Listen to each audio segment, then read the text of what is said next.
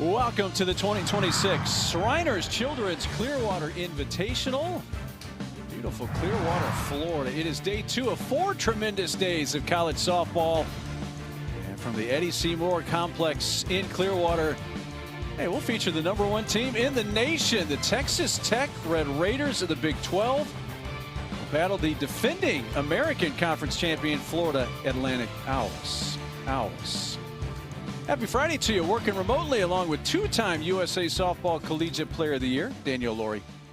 I'm Mark Neely. Well, this has a little feel of David versus Goliath, Danielle, but we're still dealing with not 1, but 2 unbeaten teams.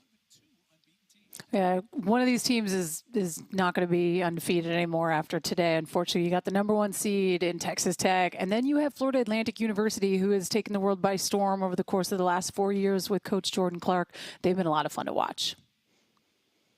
Yeah, just take a look at some of the numbers of what these teams have put up just to this point. And for Tech, of course, unbeaten in 8-0. Yeah, I mean, look at that record, right? And just continuing to do what everyone thought they would. But to me, what really stands out is the runs, and you would expect that with a lot of the transfers that this team got. And when you have someone like Nyjah Kennedy in the circle with that transfer addition of Caitlin Terry as well, gosh, they can do both things so well. And on the flip side for Florida Atlantic, I mean, 5-0 last weekend. They were exceptional to watch, been putting up some runs as well, a couple shutouts. Held opposing teams to 11 runs, and I think you have to bring that confidence from last weekend, and that underdog mentality can take you a long way. So it's exciting that the senior Ainsley Lambert is getting the ball today. Good opportunity for her. I mean, you want to go up against the best because then you get to see where you're at, and in this case, they're not supposed to win, right? And I think sometimes when you have that chip on your shoulder mentality, kind of gives for a different competitive edge in the circle. Someone that can really spin it well, has that good high spin rate, can go side to side with the curve and the screw, as well as that back door. Tends to be known to come into games late for about 2 innings, so we'll see how she starts here, starting the game. And we are off and running as Maya Davis leads off the game for Texas Tech.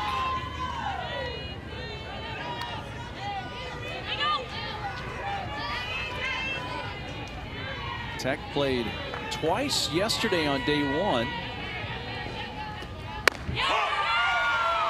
There was a strike to Davis. They beat Florida State 3-2. Had all 3 of the runs in the 5th and then shut out Northwestern 5-0. You got Davis right at the top of the very stacked order.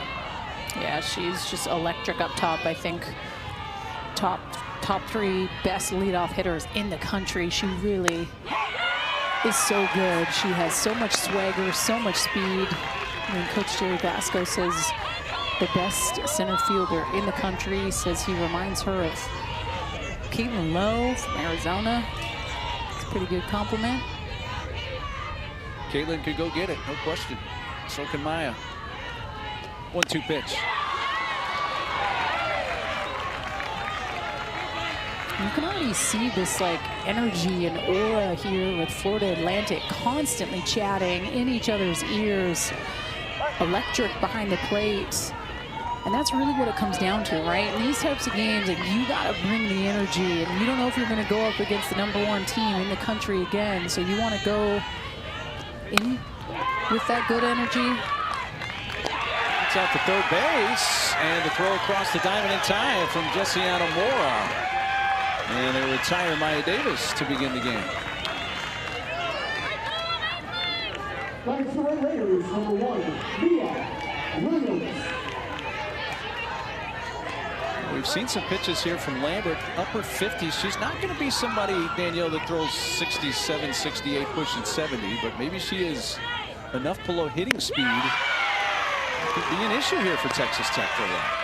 Well, and Texas Tech is known for those pitching machines, right? Coach Jerry Glasgow drives them all over the country. But in this type of a tournament format, you don't have the opportunity to go and face a pitching machine at 58, 59 miles an hour. You're kind of on the spot having to make adjustments as a hitter. Mia Williams hits that off the end of the bat out to shallow left field. Diving attempt by Bella Ferran. It will kick off her Mulholland. The shortstop has to chase it down, and that allows Williams to wind up at second base. A one-out double for Mia, her team-leading 7th two-base hit of the year. When she goes with this kind of pitch, but pulls it just because it doesn't have a whole lot of velo on it, you love the effort in left field. It just comes up short, keeps it in front.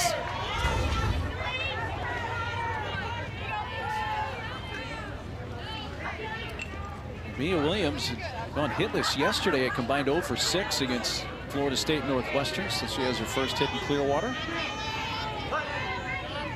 Taylor Panel.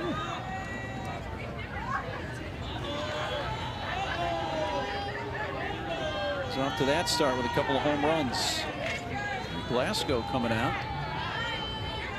Already having an early meeting.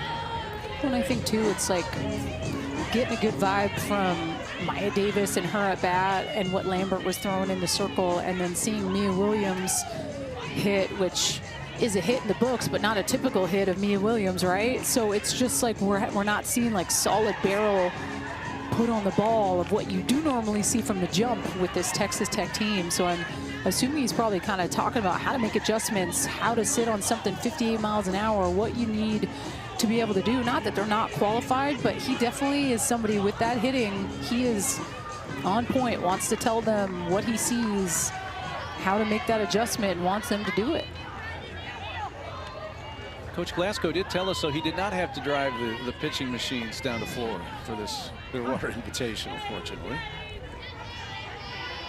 I'm surprised they don't have an NIL deal with pitching machines in all the states they play. They'll be able to have them supplied for them. Might make that happen. There's a strike to Panel. A team that was one win away from the national championship, and Danielle looked even stronger this year. They do. Some pretty big bats they've added, some solid pitching. That's off the end of the bat, and coming down the line, and that was run down and caught. Lily Lowry, about 55 feet down the line from first base for the second out. I wonder what kind of pitching machines we're talking about. There you go. You know, they traveled over 1,000 miles from Lubbock to Florida. Yeah, I don't know what I like more, the weights in the background or the pitching machines. Both can make you better, one way or another. A lot of miles traveled by those machines. They don't have to ship weights, though, because those are, you know, pretty ubiquitous around the country. Yeah, you don't have to true, go too far. True. So 2 outs, batting in the cleanup spot for the Red Raiders is Longy Quiroga.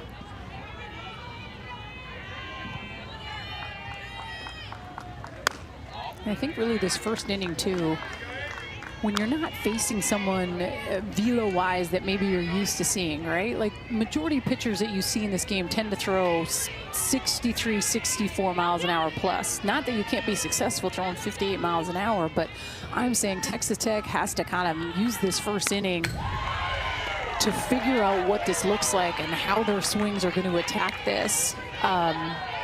And read and feed each other with that information from at bat to at bat, because it's just a different feel.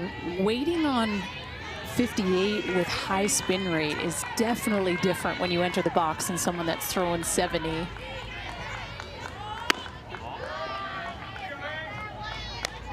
Quiroga off to a good start in Clearwater yesterday. And he combined 2 for 3 in the 2 games, a couple RBIs.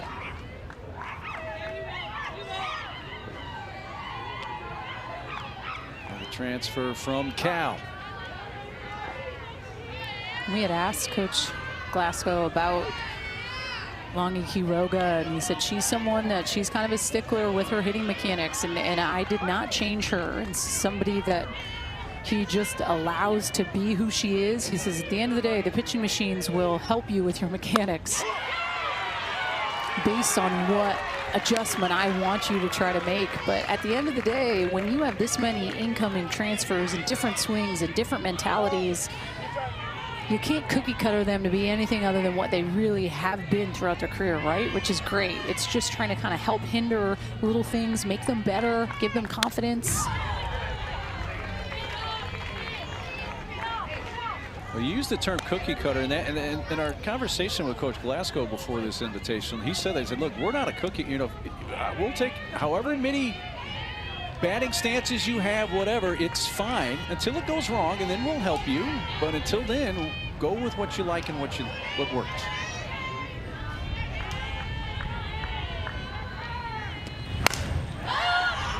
Ball's belted towards center field, the left side. And that is caught by Mora to end the inning. So a double by Williams. She is stranded. And Florida Atlantic takes care of Tech in the first.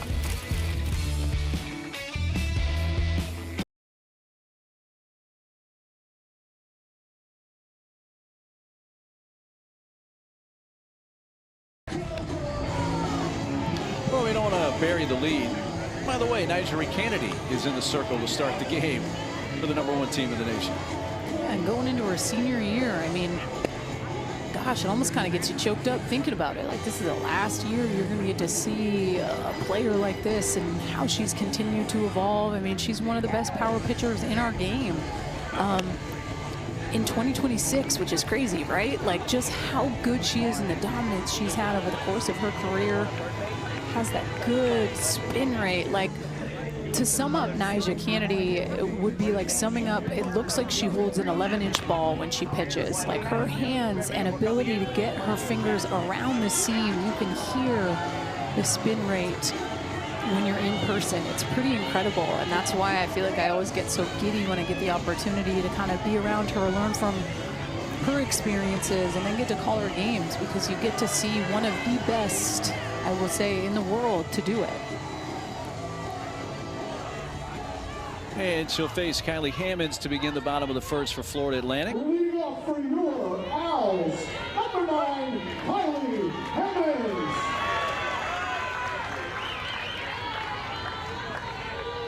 Redshirt junior Kylie Hammonds, the leadoff hitter, and as her coach likes to call her, a rock star. And the lineup. Sorry, go ahead. I was just going to say, for a head coach Jordan Clark, there's her lineup, including Hammonds right up front. To me, she's kind of the ebbs and flows of this lineup. They're going to go as Kylie Hammonds goes, and that's why she's someone like in that leadoff spot. You look at her success from last weekend, batting well over 500. Like, she is their go-to. Was a former competitive gymnast, Coach Jordan Clark talked about, and just her scrappiness and how good she is at the plate. I mean, I know we're only in week 2, but 571 average.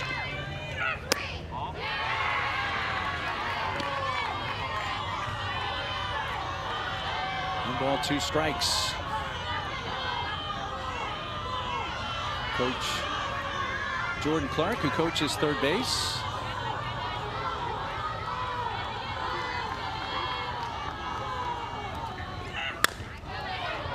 Not to be coy, but I will say this here at the top of the show in the first inning. Only one of these 2 teams has been in the last 2 NCAA tournaments. And it's not Texas Tech. Well done. Let's see if that's playable. Looks like it is for Taylor Panel near the coach's box.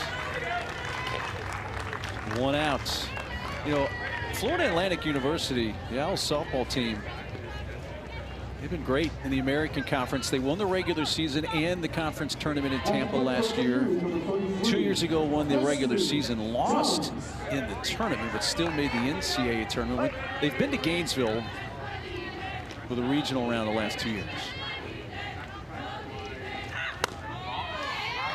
And I mean, one of my most favorite conversations leading up to this tournament was getting to sit down and talk with the head coach, Jordan Clark. She was so personable, so awesome, like, and was really a straight shooter with just the work that this team's put in. When she got this coaching job, she said she came in and all the hitters had like 59-mile-an-hour exit velo and 62-mile-an-hour overhand throws. She goes, this isn't going to cut it. But so she had to find ways to like strengthen this team, the behind the scenes strength and conditioning stuff, the additions of all the core stuff that the pitchers do. Their has been so much stuff that this team has done. Boxing trainings together by getting in, you know, empowering speakers that want to talk about girls loving being strong. It just, she said this team has transformed itself over the course of the last couple of years, which is really cool to see. Destiny Johns hits that out to left field. Lauren Allred makes the catch for out number 2.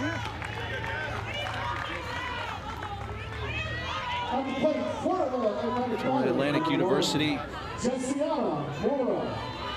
NCAA tournaments in their school history, including the last 2. Look at their opening weekend. Their first 5 games were all at home in Boca Raton. Won all 5. Beat 3 Big Ten teams. Shut out Indiana. Beat Ohio State by 4 runs and got a 1-run win over Wisconsin.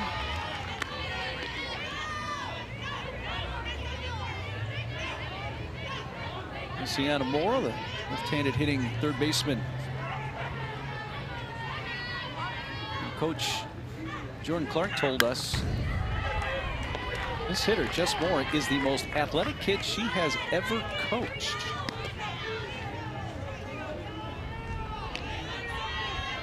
Coach Clark was an assistant under Ohio State head coach Kelly Kovac-Shangley prior to taking the job. Out to center field, Maya Davis. 3 up, 3 down for Nyjah. And we have played a scoreless first inning in Clearwater.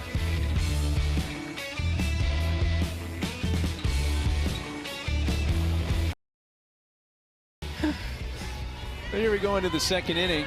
This scoreless game between the #1 team in the nation, Texas Tech, Florida Atlantic.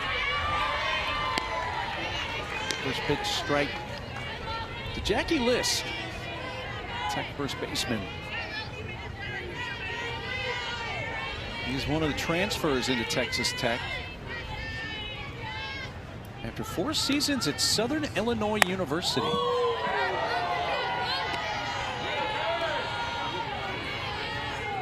Indiana native, was 3-time All-Missouri Valley Conference first team, was last year, actually 2 years ago, 2024 Missouri Valley Conference MVP.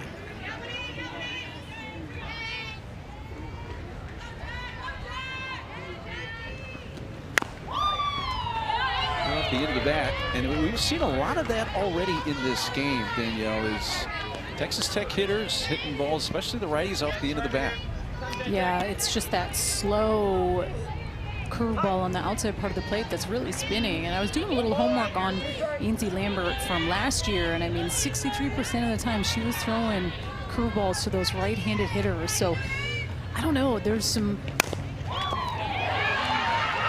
Gets past Lambert. Throw to first will be late from Rojo Mulholland. And that just goes to show, Mark, like, the spin of the ball coming back to Lambert. Yes, this is a play she needs to make. It's an error all day, but it has so much spin from her spinning the pitch to off the bat to back at her. That's definitely a defensive miscue. But for those right-handed hitters in Texas Tech's lineup, like knowing she goes over 60% on the outer half. Oh, it skies it to deep left field, and it's going to carry out a home run. Lauren Allred goes opposite field for a 2-run blast.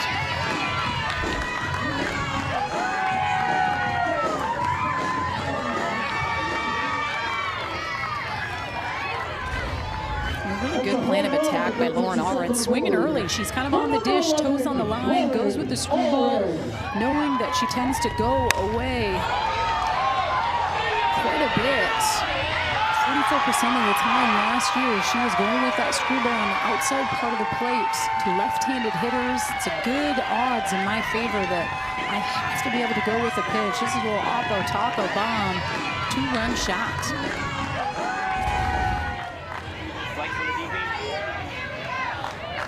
So Nyjah Kennedy is going to bat in this spot. Desiree Spearman was in the original lineup as the DP in this slot. So Nyjah Slots in here to get a few swings, and are interesting to see with the 6 combined innings she pitched in the 2 games yesterday, exactly how long Nyjah goes in this game.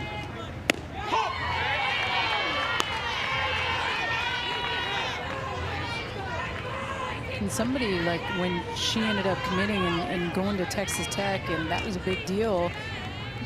A huge portion of the reason why she wanted to go was because she was going to get the opportunity to be that two-way player. She didn't get to be that at Stanford.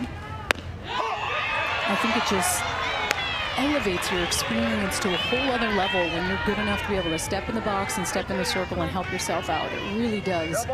There is a different pressure that comes with just pitching, but knowing that you get to help yourself out, gosh, it allows for you to take a breath in the circle.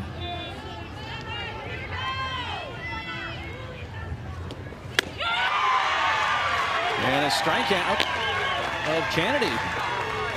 Lambert bounces back from the Allred 2-run home run, and it's Kennedy on 3 pitches. And that was almost a good morning, good afternoon, good night. 3 straight pitches, right? With that curveball, that really good spin. And her swings early in her at bat almost fed into the spin rate of someone like Ainsley Lambert. You have to be very patient. And based on where Nyjah was stepping in the box, she was way off the plate, which just kind of opens up the ability to go with that curveball on the outside. So good job by Lambert to bounce back after that 2-run shot.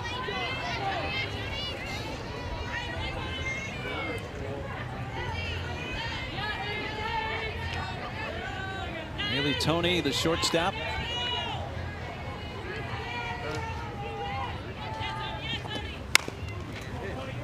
Off the end of the bat, that's slowly hit to the right side. The second baseman, Destiny Johns, throws out Toney.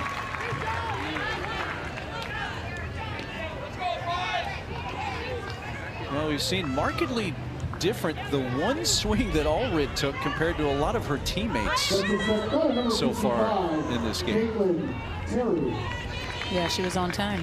That really is kind of the difference with someone that doesn't throw mid to upper 60s. It takes a little bit of a different plan of attack as a hitter. But a hitter that's excited me to watch has been Caitlin Terry. She's a transfer from UCLA, tended to be a little bit more triple threat-ish last year with her slap and could bunt. Hit a little bit for power, but explosive power in my books. Well over a 500 average. I know we're early on in the season, but it's just exciting to have someone like her in the 9-hole that can turn the lineup over quickly. Another two-way player. And someone that Coach Jerry Glasgow had said when she came in, there was some tweaks we needed to make to her swing, but it was because he knew she could hit for power. Like, gotta get your legs under you. I need you to swing hard. Just simplify those little things and make a point of effort to do it. And it's almost kind of transformed her power numbers. Yeah, he's certainly, Coach Glasgow, speaking of his comments on KT here, is that, yeah, she's got power, but I really want to see her find some gaps, hit doubles. Just worry about that kind of swing right now. Yep.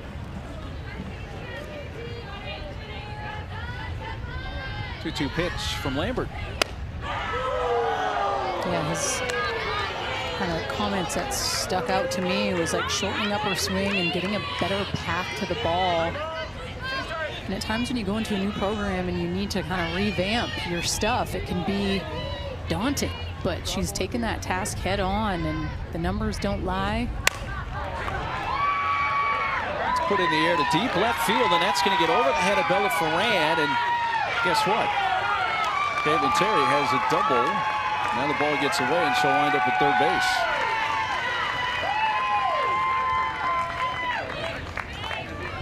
Doing what her head coach would like to see. There's an extra base hit. And works the count, gets to a 3-2 count, does a good job going with a pitch. Listen, if you want to be an elite level hitter at this level, you have to be able to hit both sides of the plate well, right? Pitchers can find your weakness really easy. If it's in, I'm going to pepper you in. If it's out, vice versa. But can you, late in a count, find ways to go with a pitch? And That's what you just saw with Caitlin Terry going opposite field, and we'll be making a pitching change here. Yeah, one time through the order, FAU makes a pitching change to bring in Jaden Martinez.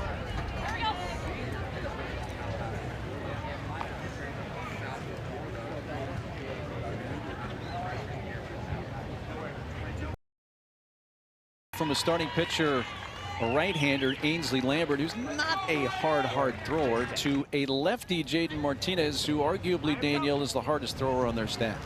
And, I mean, not a bad bring in after 58-59. Velo bringing in Martinez from that left side. Has that curveball as well as that change. I think it's going to come down to the location piece and being able to change speeds well, especially against this Texas Tech lineup.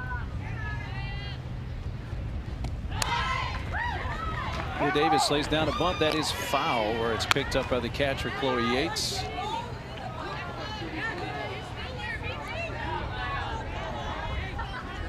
Lambert goes one time through the order. 2-run home run in this inning from Lauren Allred. Terry, by the way, double, reached third on an error, so she's at third with 2 outs.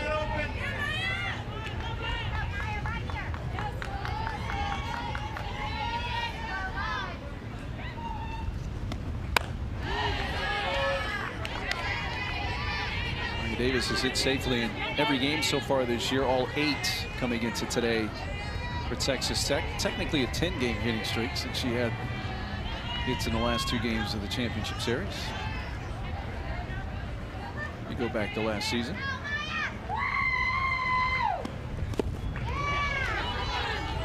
There's that off-speed pitch. A good block there by Yates to keep it at the plate.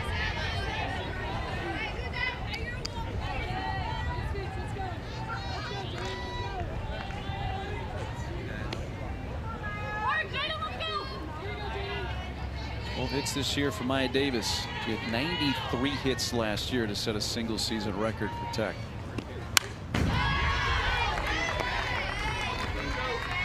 I actually think these radar guns are a little bit off.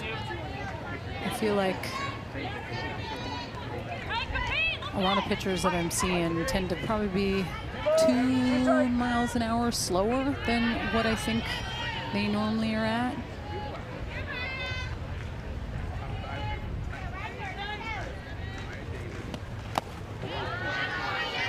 Off-speed pitch in the dirt. So you're saying the guns are the opposite of juice. They're a little slow. You think the pitchers are actually throwing a little harder than it's showing? I do.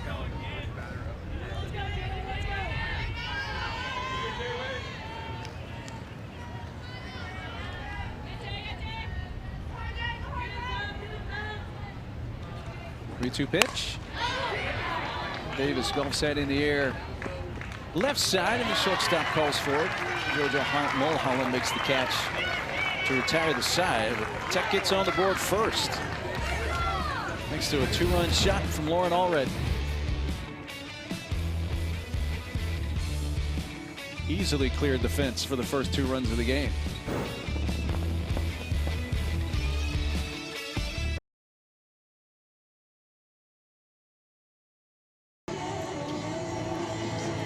Hey, let's take a look at today's keys to the game, brought to you by Shriners Children. Let's start with Tech. Apparently they have set the toner.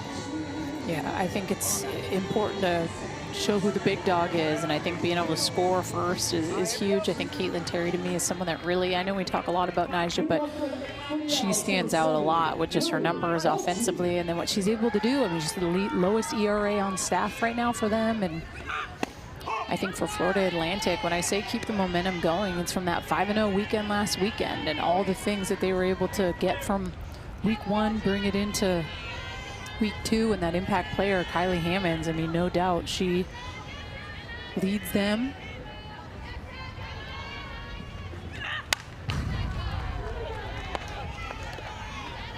Lily Holtje, DP, leads off Florida Atlantic. In a season at Arizona State last year as a true freshman. And in her first week with the Owls, was named the American Conference Week 1 Player of the Week last week.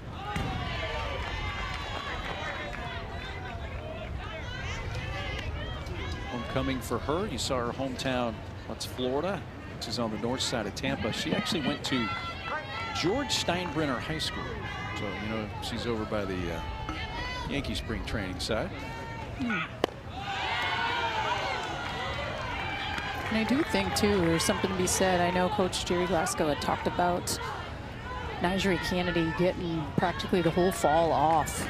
No pitching, just taking a breather from that. And it's going to take a couple weeks for, I think, her velocity to be what it was back when she finished up in OKC, right? Like, she can amp it up to 73 when she's seasoned and exactly where she needs to be. But the first couple weeks of season is made where you build that, along with the adrenaline in those moments that helps build that arm strength and all the things that go with it. You can throw to your team all day in inter squad, but it is different when you're playing somebody else. And I think it's going to take her a couple weeks to maybe be able to just cruise and stay consistently at 70.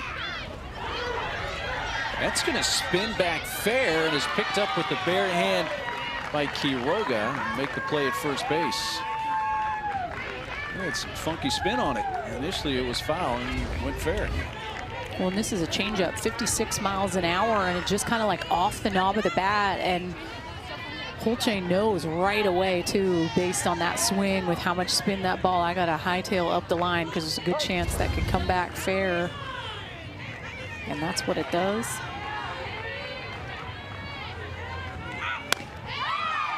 Even a miss by the right fielder, Kylie Shelton. Well, the fact that they shut down Nyjeri after the season seems like a very common sense move with all the wear and tear put on during the run to the national title game. It's down the left field side and it will get out of play. And obviously, you said it earlier today on one of our other broadcasts, you know, for Texas Tech, it's national title or bust. So obviously the goals are high for them, but for Cannady personally, there's that, but it's also what she wants to do post her collegiate playing days, you know, Olympic team and all, pro softball, all that lies ahead. Yeah, there's a lot of incredible stuff in the future outside of the collegiate game if you want it now with AUSL and those opportunities. She'd be a high draft pick, in my opinion, someone getting that golden ticket. You look at how close the Olympics really is, 2028. You're going to get to see, you know, LA host. It's actually going to be in Oklahoma City, a place that a lot of athletes know well, but somebody that dreams big and wants to be a part of Team USA. Which is funny that you bring that up because, you know, I think about like Japan. They've won the last back-to-back Olympic gold medals, right? 2008, 2020 games. So to me, it's like who can beat that team? But Jerry Glasgow had mentioned something on the call when I was just talking about Nyjah's, like just how has she evolved, right? Her senior year, every year we get a little bit better as she brought something down in the zone, and wanting to develop a drop ball was a huge part of success here, but also knowing if I make Team USA one day, going up against Japan means I got to be able to go every way with conviction in order to beat the best in the world. So that's something she's worked on. Not that we've really had to see it a whole lot yet early in the season, but a pitch she can potentially go to when she needs it.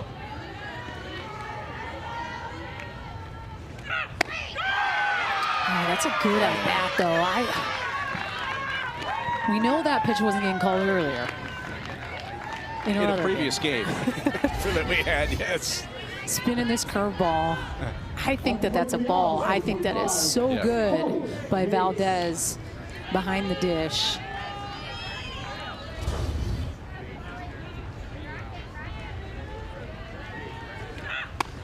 Quiroga, excuse me. Yeah, it was Valdez earlier, but Quiroga now behind the plate. I love that she's working for her pitcher. She gets that pitch. That's like my favorite thing when you have a catcher that can get you a couple inches off the plate.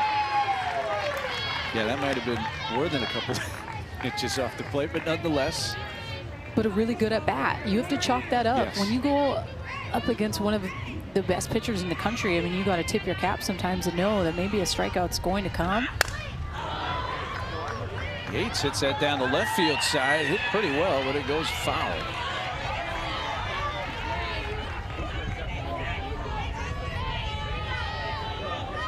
Chloe Yates, 1 for 11 to start the season. It's a small sample size, but that one hit is a home run. Knocked in 4.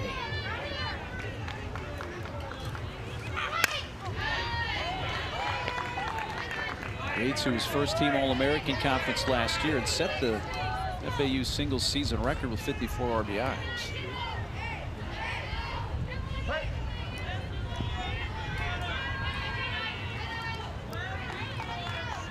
1-2 pitch. Off speed high. You mentioned Team Japan and Kennedy, and after Clearwater, they're going to go to the Mary Nutter, and there's 6 teams there, including Team Japan, for them to take on. I would never have Nyjah throw against them, ever. I was going to ask you that question. Is that the right we can time? talk about you that. Answered it. How about Nyjah's changeup, though? I'll let you talk about that if you want, as she sets the side down in order and strikes out, too. Well, we see Nyjah try to get this changeup working, but finally get something she can pull the string on late in the count. I mean, not touching that. Dirty.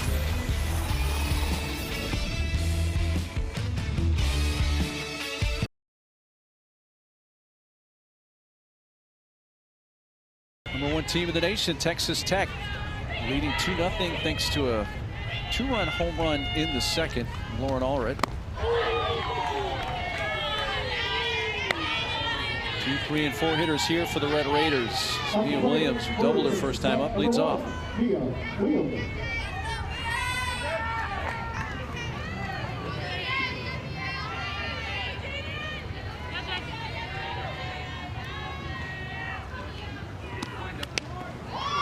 And that hit her.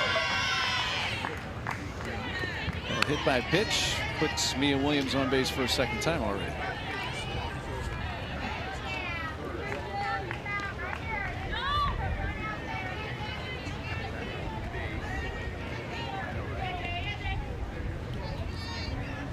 Williams, who was named Week 1 Big 12 Player of the Week, is on base for Taylor Panel.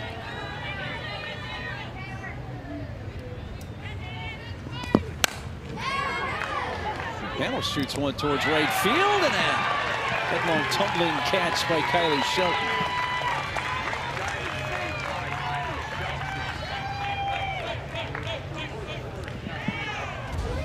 You and I have been fortunate to see some web gems out there in the outfield. That's a good piece of hitting by Taylor Panel, but even better defense by Shelton right there in right field. So good. Keeps it in her mitt. Sometimes when you fall down, can kind of pop out, but can we talk about that grass? It almost fooled me for turf. The grounds crew. Nice. The things you notice when you get older, you know? There goes the runner down to second base, and a steal for Williams is her 4th in 5 tries already on the season.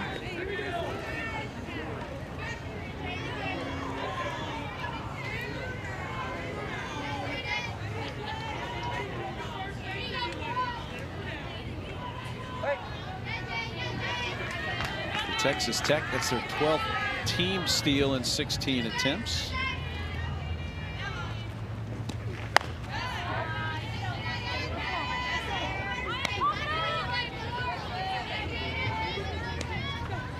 Texas Tech played twice yesterday. Really good game against Florida State. They came back with 3 runs in the bottom of the 5th and beat the 7th-ranked Noles 3-2, then shut out Northwestern 5-0.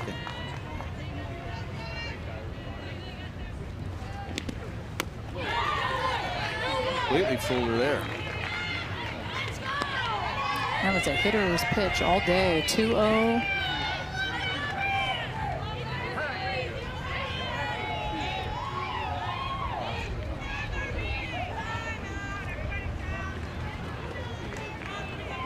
Chat between Quiroga, Coach Glasgow.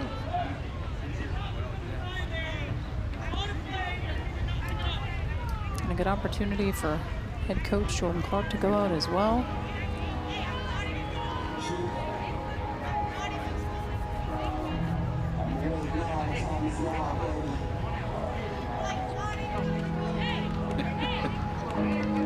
Ryan Glasgow is a unique individual. Always interesting to chat with.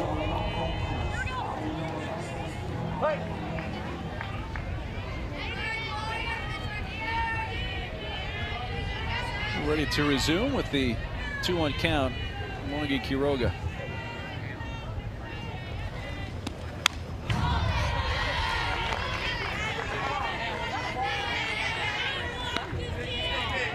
You know, I know it's only been a few innings here, Danielle, but for those Texas Tech fans, you're used to seeing the Big 12 and their team and their run last year, and you're getting a little sample of the team that won the American Conference last year. I think you're getting a pretty good sample of how good this program is at Florida Atlantic. For sure. Especially over the course of the last couple of years, how much better they've just continued to get under Coach Jordan Clark, and how much confidence she really does instill in this program. I mean, she wants a team that's spicy. She said last weekend there was a couple she went up to and she said, "You're boring me. Like, you need to do something. Like, let's go." She said that to Kylie Hammond. Yeah, it is up against the screen. And all of a sudden, Kylie Hammond last weekend steps up and ropes a double and makes her way over to third base and says, "Is that spicy enough?" Like, it just, sometimes that little extra swagger can go a long way with the team. And this is a team that had energy from the beginning. You love to see it.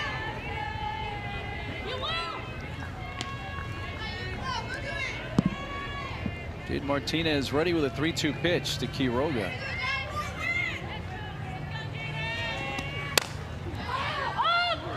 It's a really good in on pitch. Hands. That was that had some serious late movement on it. It does go foul. I'm not even sure how Quiroga got the bat on that one. 8th pitch here. Hey, I would almost even consider going back with that changeup that I set her up with at the 2-1 count.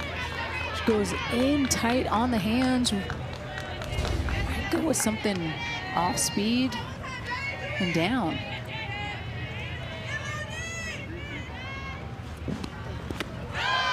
There it was. That's good. Well, see, you got it. Yeah. I mean, Mia Williams takes the additional base, but I think that's a tip your cap to her being able to take that. That's a good job. You know, that was good softball on both sides on a lot of levels, Danielle. And number one, you mentioned the pitch that it probably should be, and it was. But at second base, Mia Williams knew that too, probably, that this is going to be off speed. I can get a jump and I can steal third base. Well, and any time too that you see the ball touch the dirt, I mean, Mia Williams is one of the fastest on the team. It's no doubt about it. She's getting there all day.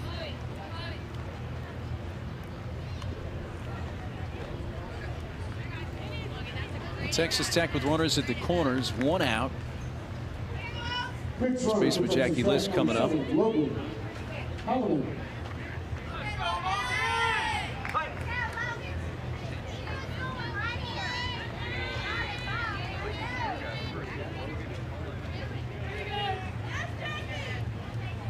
This an infield hit, her first time up, but was scored an infield hit. What really was a comebacker. And Martinez should have fielded, though I should say that Lambert should have fielded. Just followed by the Allred home run.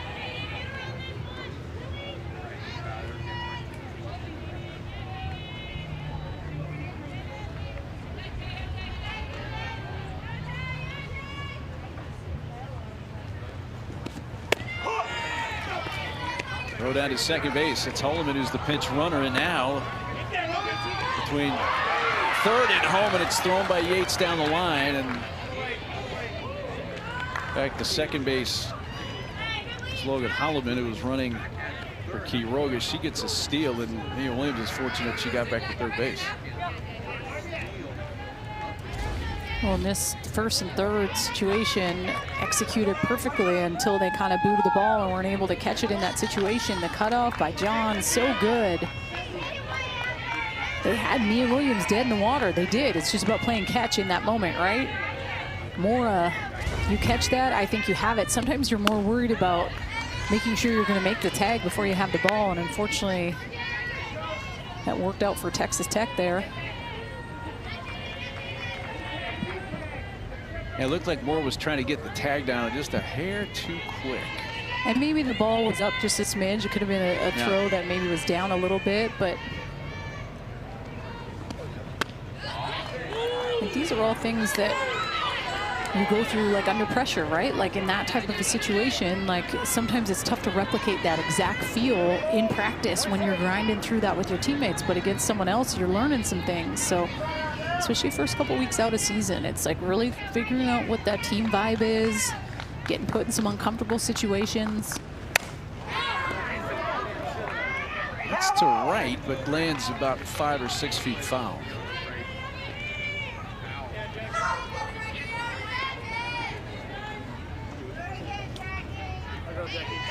Third time for Texas Tech to play in the Clearwater Invitational. Went in 2020 and 2022.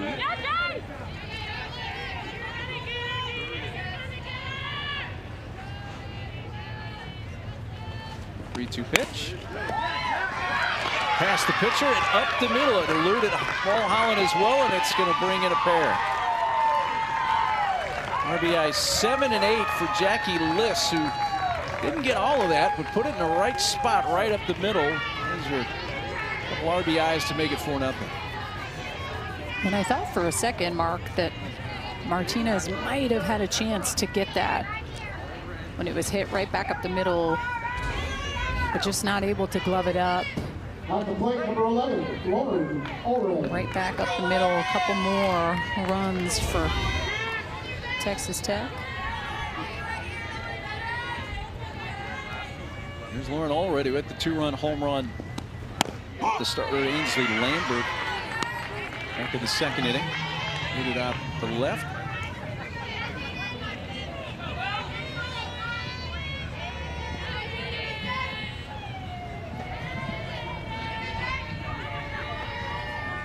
This at first with 1 out, 2 runs in. You know, I mentioned this is the third time as we look at this second inning home run.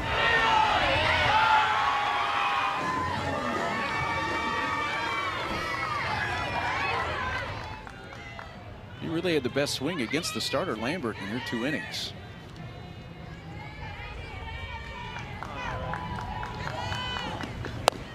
When I really think of last year in Texas Tech, besides Nyjah, like I think of Lauren Allred and everything she was able to do offensively for them. I mean, big numbers, right? 357, had 4 ribbies, was the top run producer on that team. She was clutch, had that big sac fly to seal that win over Oklahoma in OKC. She was just someone in moments where you needed someone to step up. It tended to always be Lauren Allred, and you saw that again to start this game off in the second inning with that 2-run shot. This has good, consistent at-bats. Lauren Allred, who followed Jerry Glasgow from Louisiana to Texas Tech. She played her true freshman and sophomore years there, though her sophomore year was cut short. She only played in a handful of games before she had a season-ending injury. Like 54 ribbies in comparison to her 2 seasons at Louisiana. Just such a good, pretty swing from the left side. Covers the plate really, really well. Scrappy. Texas native from Texarkana. Coach Glasgow spent 2018 through 2024 as the Ragin' Cajuns head coach. Allred works a walk, so she's on for a second time. It is the first base on balls handed out by Florida Atlantic pitching.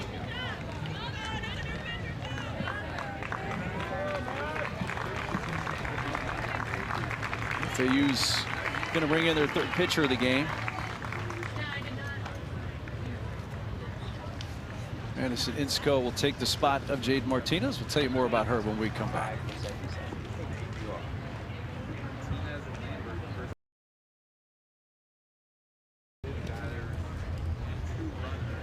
Florida Atlantic will bring in their 3rd different pitcher of this game, and it's North Carolina State transfer Madison Insco.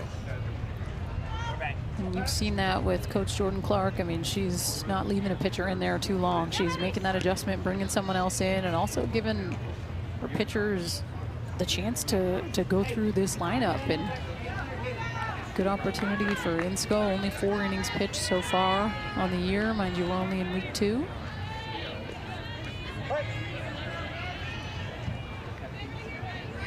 Desiree Spearman listed as the starting DP. Kennedy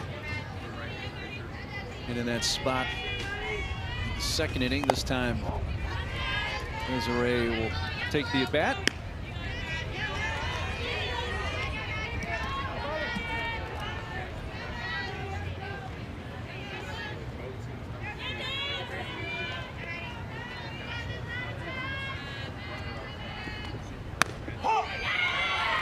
Pitch.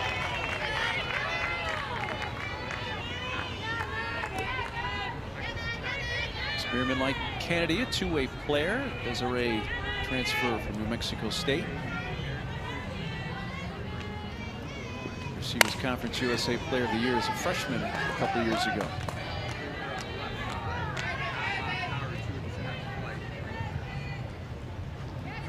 And made the Conference USA first team for pitching and hitting in her freshman year at New Mexico State.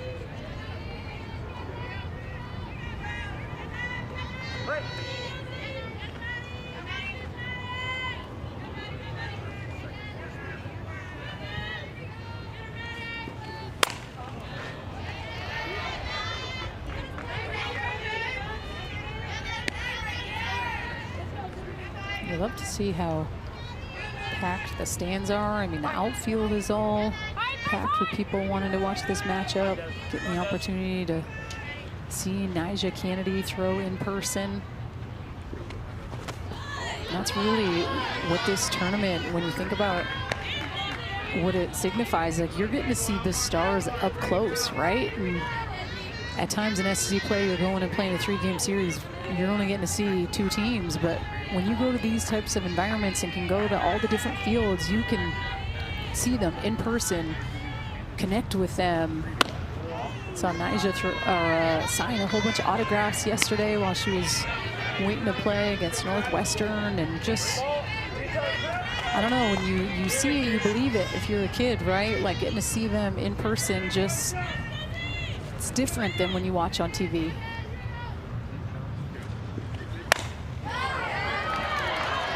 Sit out to deep left center field, and it will leave the ballpark. First of the year for Desiree Spearman. 2-run home run. It's made it a 4-run inning.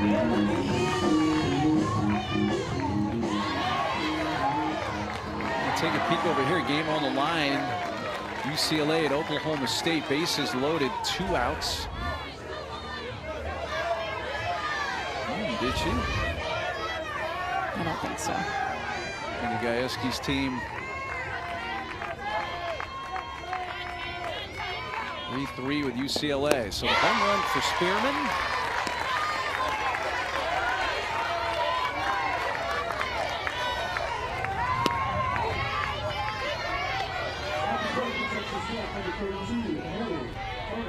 Just like you at home, folks. I'm watching both games here. This is interesting. This is fun. You see extra innings over there? Dang. The answer is yes. Taylor Tinsley, you see that game on ESPNU Live. UCLA and Oklahoma State heading to the 8th, tied at 3.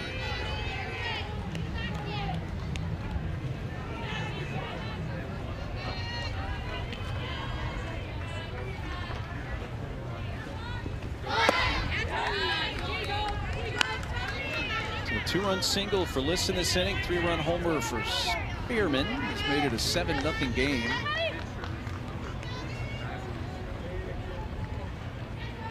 Tony, the shortstop, grounded out to the right side her first time up.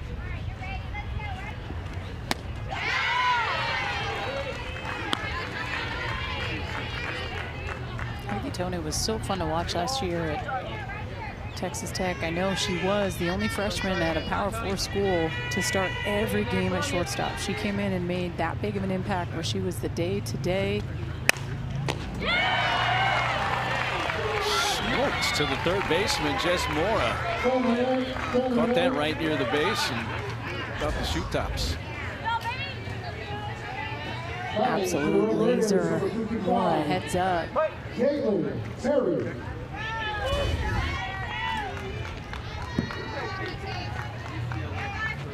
Two outs in the inning, and Caitlin Terry steps in.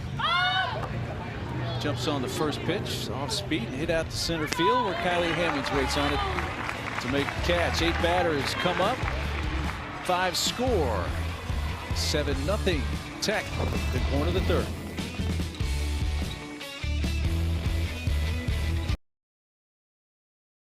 Shriners Children's Clearwater Invitational.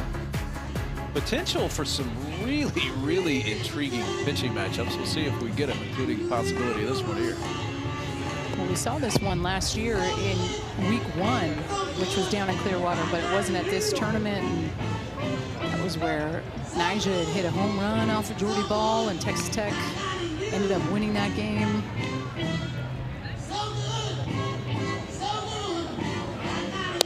Nyjah gets ready to start her third inning of work now with a 7-0 lead. The bottom 3 coming up for Florida Atlantic. I'm actually surprised that she's still in the game a little bit, Mark, and I only say that just with being up 7-0 and knowing that they still have some games in this tournament.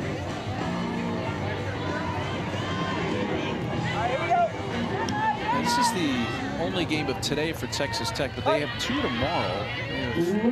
NC State at noon Eastern on ESPN Plus, and then have James Madison at 3:30 tomorrow on ESPN Plus before the Sunday matchup against Nebraska on ESPN.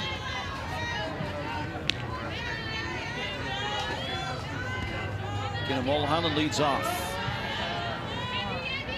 to a 6 for 12 start, a home run. And the Nyjah off-speed pitch gets it to 0-2. And this is a Texas Tech team that, you know, you hear a lot about Nyjah and you hear a lot about Caitlin Terry, but they do have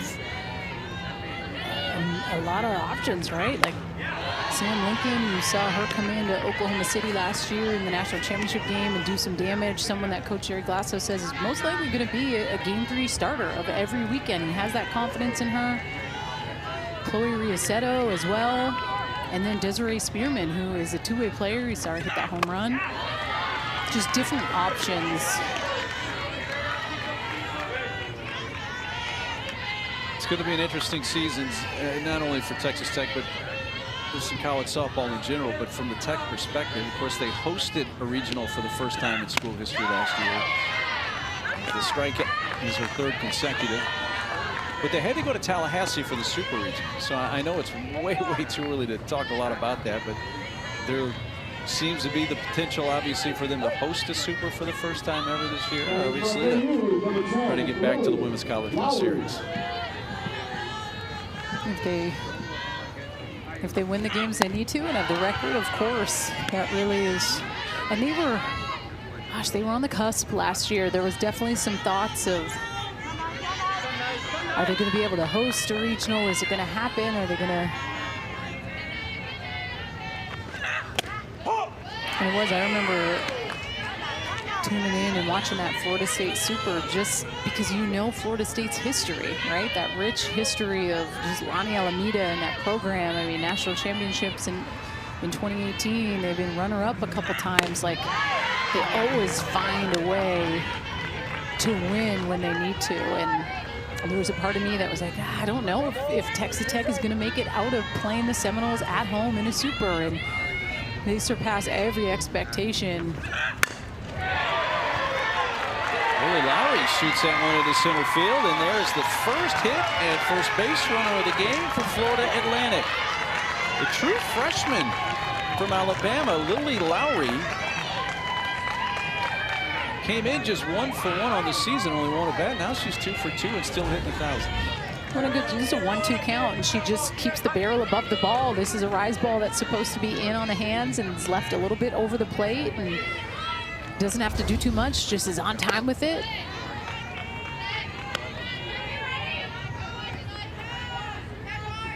Batting for the Owls, number 26, Carson Lowry.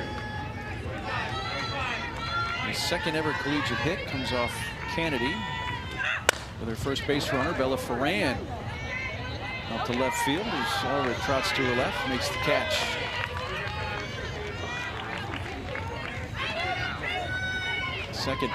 Third fly ball out now for FAU against Kennedy.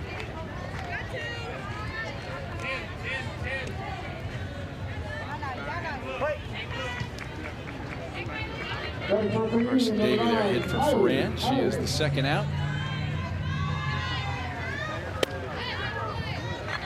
When you're looking at Florida Atlantic's schedule here in Clearwater, opening up today with Texas Tech, playing Florida State next, they'll be playing Tennessee, and then Missouri and JMU, and tough schedule right out of the gate.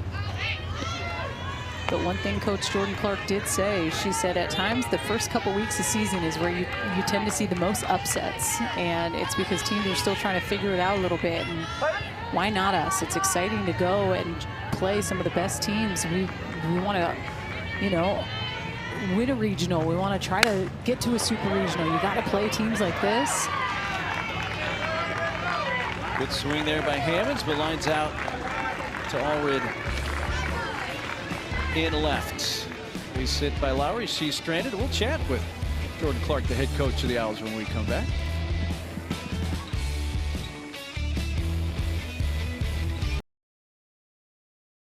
'26 Shriners Children's Clearwater Invitational. As this game heads to the fourth, let's chat with the head coach of the Owls, Jordan Clark, in her fourth season. Here you guys are for the first time ever in Clearwater, and you get the #1 team in the nation kind of as your debut. But what has been your impression of the first handful of innings here?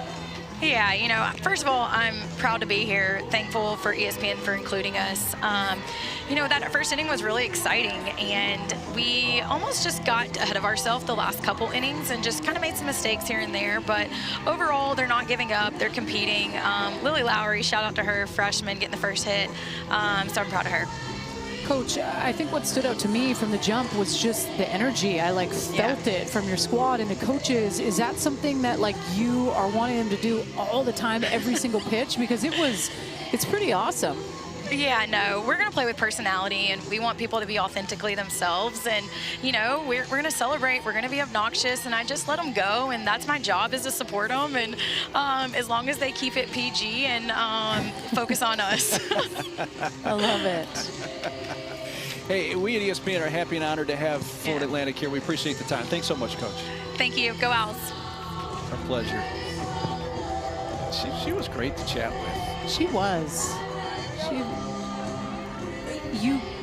When you get the chance to talk to certain coaches and just that energy piece that they give off, you understand why they're successful, right? How can you not want to play for someone like that? And just kind of that core values of that program, and just every year they're getting a little bit better and a little bit better, and that's very exciting. So at times there's been some athletes that very well could have left our program. Jessiana Mora, she's a prime example. She could have left, but man, she's loyal. She loves that coach. She loves that program. That is bunted foul.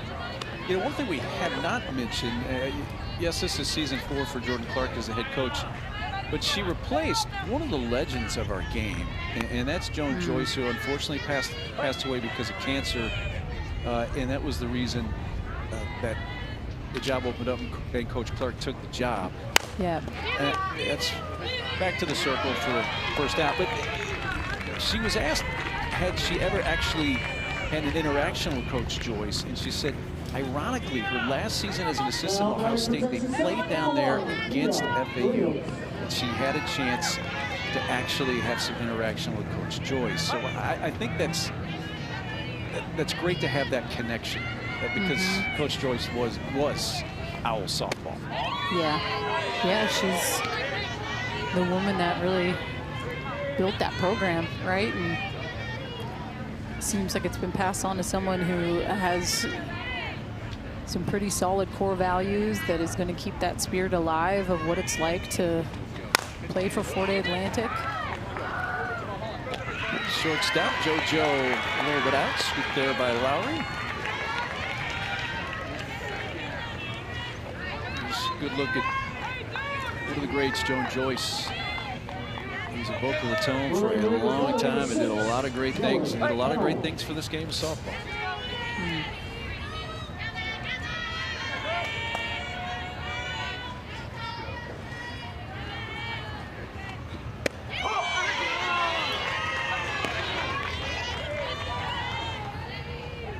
Taylor Panel is up to first, fly to right. Yeah, I was going to say, very quick outs here from Maddie Insko. Efficient, yeah. Maya Davis and little 5-3 from Mia Williams.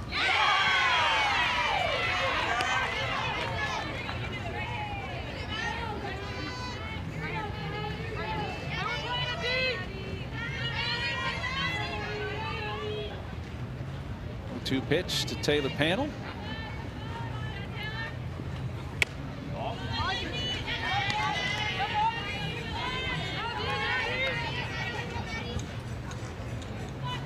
Conversation with Coach Clark, but and this may sound like a strange thing to say because it's 7-0, but FAU has proved that they belong here at this invitation. In foul ground at first. Lowry makes the catch to retire the side. Really impressive inning from Madison Insko in the circle there for Florida Atlantic. When we come back, we'll flip it over and have a chance to visit with Jerry Glasgow of the Red Raiders. Way we have, actually, because it's Tara Archibald, Glasgow. Appreciate the time and for pinch hitting for us. Hey, what's the impression you've got? You guys have seen a lot of different arms, a lot of different velo. What you've done offensively to this point? Yeah, I'm pretty proud of the way they're adjusting. We definitely have seen a lot of different pitchers this year. We talked about that yesterday. That seems to be their approach, is to change it up on us and try to keep us off balance. So I think the girls are doing a pretty good job of making adjustments and learning how to make them quick. Coach, was this Nyjah's game regardless of what the score is, or what are we thinking for that based on it being 7-0? Yeah, she may come out soon. We'll kind of play it by ear and see how it goes. We're not really planning on her going the whole 7, but we'll kind of see how it goes. Okay. Appreciate the heads up on that. Thanks for the time. Thanks, Coach. Thank you, guys. Wreck 'em. Associate head coach, Tara Archibald Glasgow, daughter of Jerry Glasgow in her second season.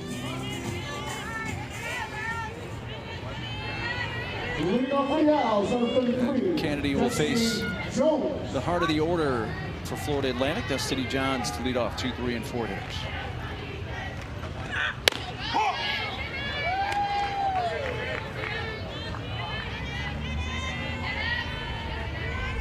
Coming up on 50 pitches for Nyjah here. We had a 12-pitch first, a 20-pitch second. Even though she retired the side in that second inning and struck out 2. Sometimes strikeouts can take a decent number of pitches to complete, and that was the case in that inning.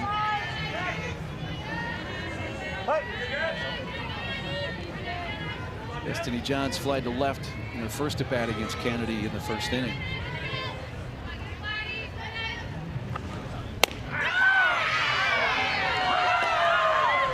And that's the 4th strikeout for Kennedy, and it begins the home half of the 4th.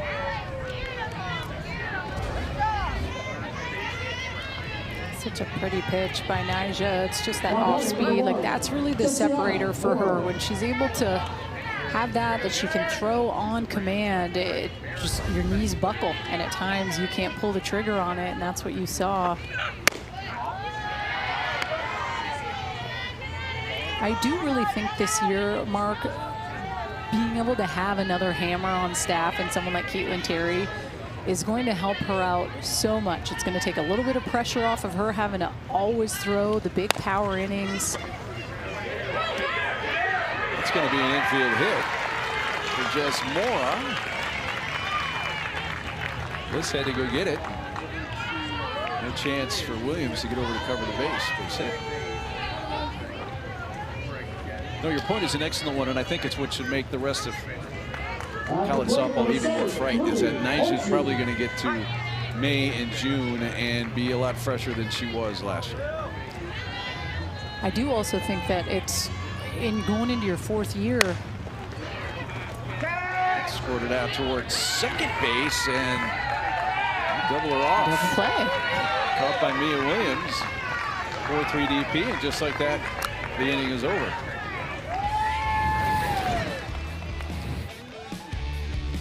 Love a little 4-3 double play. Mia Williams going down to get it, throwing it over to first. They're out of here.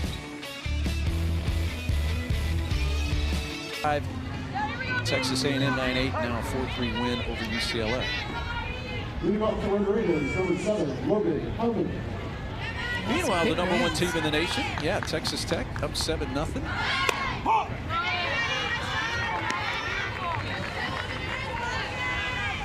We've seen Oklahoma State basically every year in Clearwater. They tend to play really well in this invitation. They do. Year in, year out.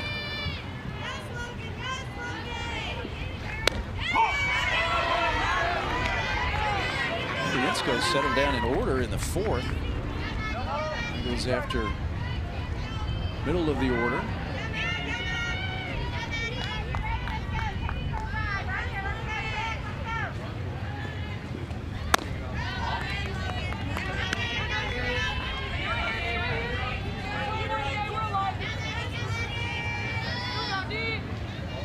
Holloman batting for the Red Raiders.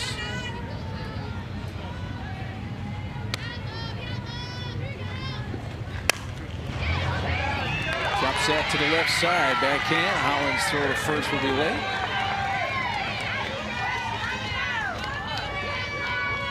Logan Holloman's on with a base hit.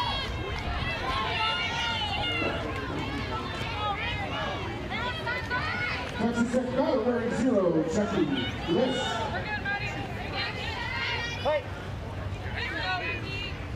Batter reaches for the 3rd time in 5 innings for Texas Tech. Yankee List was 2 for 2. A couple RBIs and a couple of runs scored.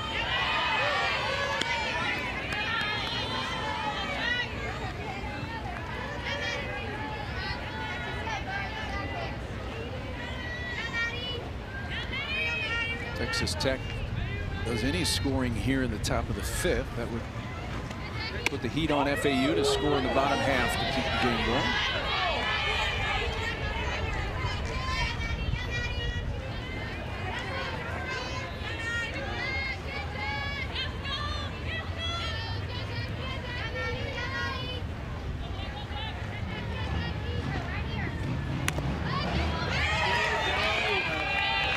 Going down to second base, doesn't take much. Winds up at second base, pitch in the dirt. Well, knowing the importance too, if you're Texas Tech, of that run, that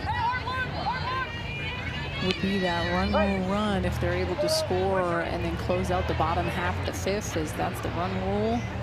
8 runs after 5. But just command. Riensko with that changeup. She's thrown 3 already in this at bat. Just really good control of that pitch.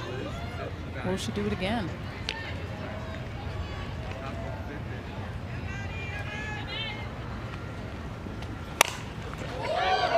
Put down after it and rips it past Coach Glasgow down the left field side. Look out.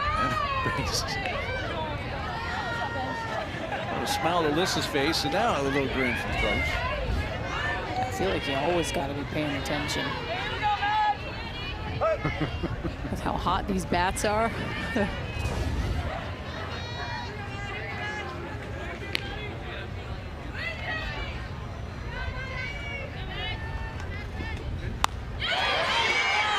Check, did she? Appealed? Everybody's umpires. Miguel Burgos, he says she held up. I think if this was her changeup that drifted up, I think if she was able to locate that for a strike, I think we would have potentially seen that backwards K. Bliss back to the circle. That will advance the runner Holloman 60 feet over to third. So this does a productive out.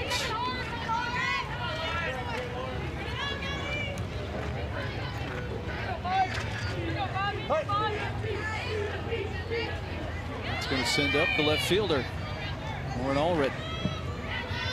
Open the scoring with a 2-run opposite field homer to left in the second inning. Out of play. I mean, I feel like we're seeing a lot, just better command of that pitch by Insko. And at the end of the day, it's commanding that pitch is only going to make your hard stuff feel a little bit harder, and then you can just kind of plant this seed in a hitter's head.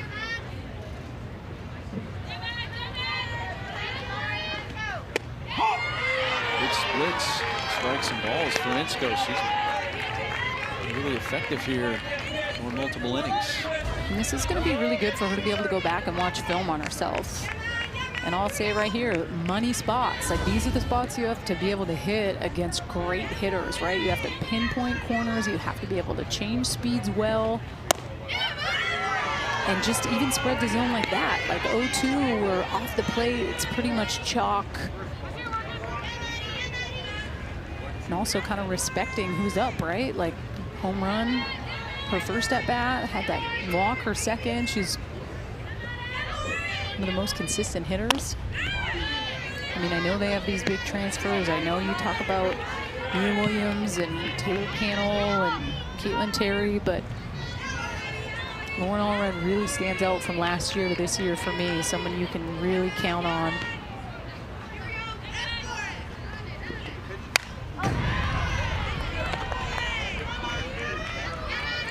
You can see her waiting and waiting and waiting on that pitch.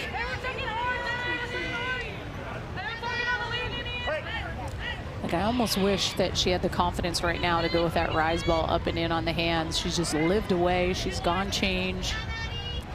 Just like something up elevated enough. But then again, it's like you want to be smart. I get it. There's a runner on third. We know that that run could end the game if Florida Atlantic wasn't able to score in the bottom half. Sometimes I just think that tic-tac-toe as a pitcher,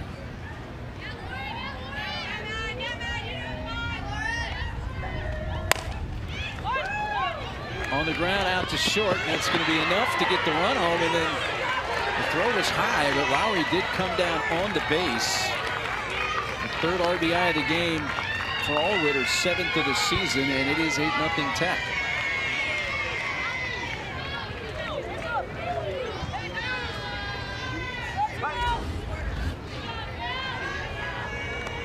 just a good job being able to put the ball in play, knowing that ball goes on the ground. If you're at third base, you're scoring all day.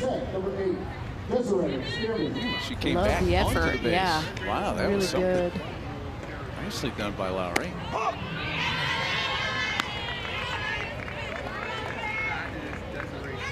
And Spearman, 2-run home run. Her bat in the third. And after that, Insko really settled in.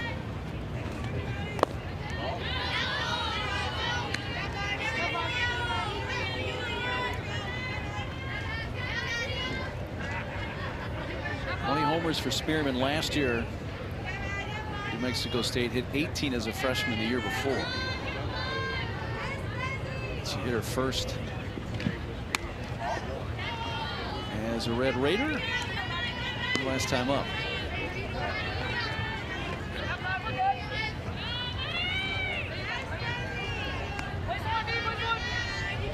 And of course, Spearman hasn't pitched much, but can play a part pitching-wise as well for Texas Tech this year.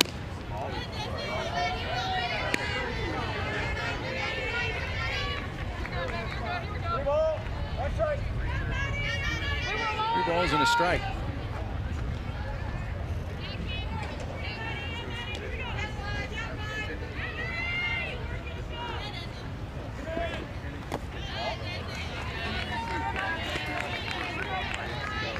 Two-out walk to Spearman keeps the inning alive for Tony.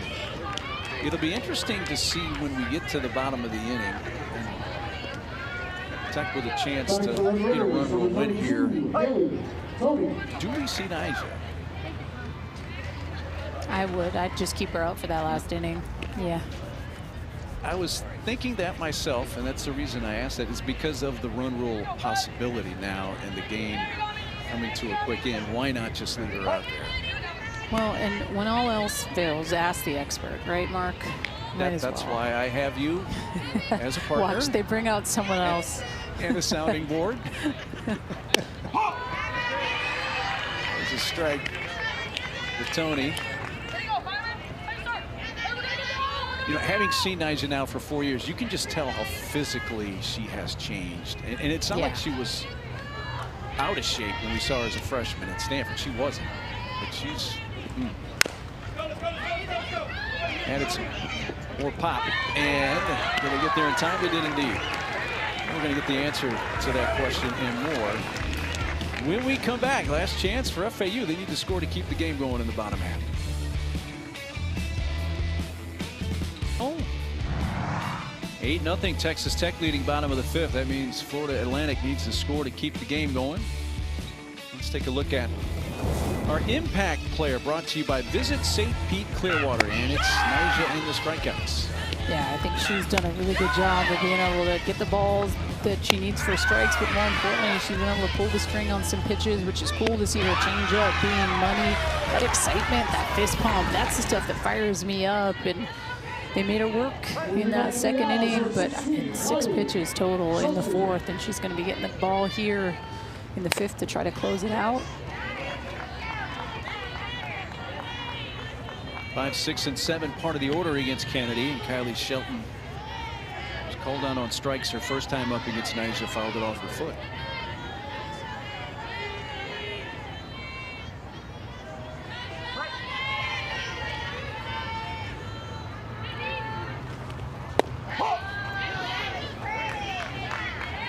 Kylie Shelton in her 2nd season with Florida Atlantic. Transferred in from the Patriot League at Colgate. She was Patriot League Rookie of the Year back in 2024 as a freshman. Ooh, that's a good hold. Tough pitch to lay off. Also a great pitch for Nyjah to throw 0-2 underneath the hands.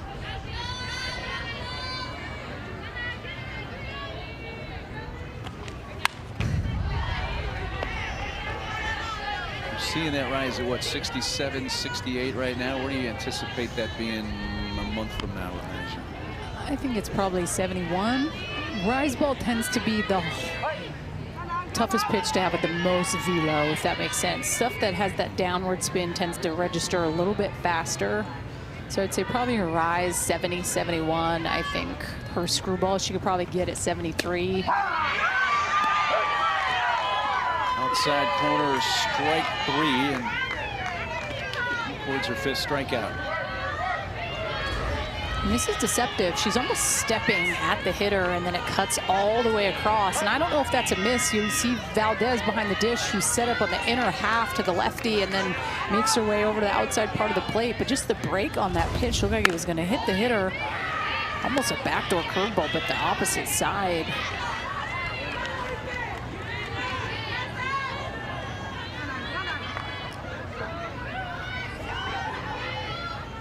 Chloe Yates struck out her first time. Ball and a strike. Sophia Camacho. Do we have a pinch hitter for Yates?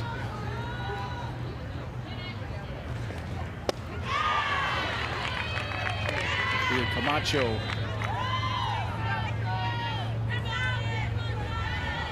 Is a hometown kid for FAU from Boca Raton.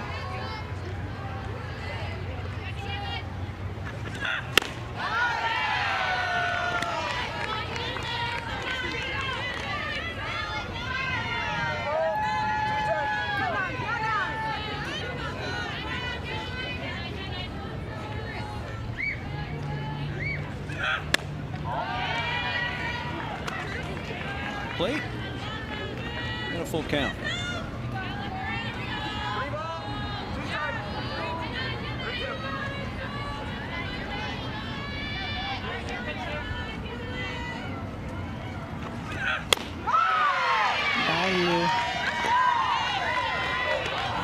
half-dozen strikeouts for Nyjah Kennedy.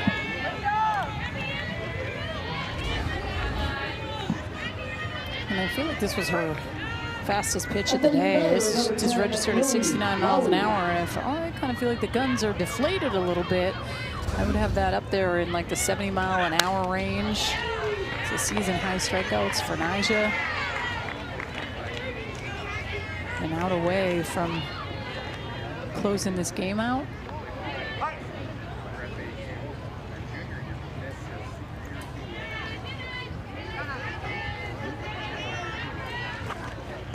Cameron Orland getting the at-bat here for FAU. And I like what Coach Clark is doing for Florida Atlantic. To get some opportunity to face one of the top pitchers in the country.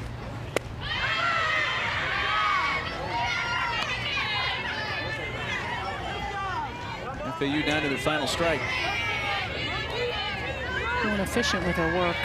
66 pitches for Nyjah. That's a good day.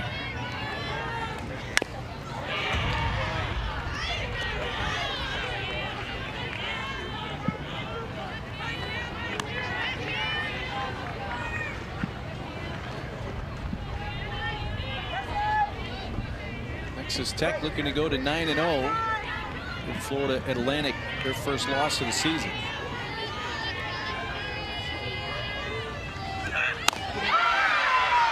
He goes around, and Kennedy ends it with a strikeout and K's the side in the 5th. And the #1 team of the nation, Texas Tech Red Raiders, rule Florida Atlantic 8-0 at 5. I think they came in and just set the tone early. That's what you have to do if you're Texas Tech. You know, with this team as well, you're always going to get everyone's best. You're going to get the most energetic group. They're going to come at you. They want Nyjah's number. So I think when you're able to score early, it really just sets the tone for how you want the rest of the game to go. But a good fight by Florida Atlantic. I mean, the energy that they kind of exuded in that first inning, I was all about it. I was like, all right, we're going into the second scoreless. And then Texas Tech found a way to get some stuff going. But I'm excited to see Florida Atlantic play Florida State here. Yeah, that's coming up next right here on ESPN+. So we'll have that for you as well. Next up for Texas Tech, they play twice tomorrow, and they started with NC State at noon Eastern time here on ESPN+. Texas Tech rolls on. They go to 9-0 as they win at 8-0 at 5. For Danielle Laurie and our great crew, I'm Mark Neely. Thanks for sharing this one with us. Owls fans, see you in about a short time for next game for the Owls. So long for now.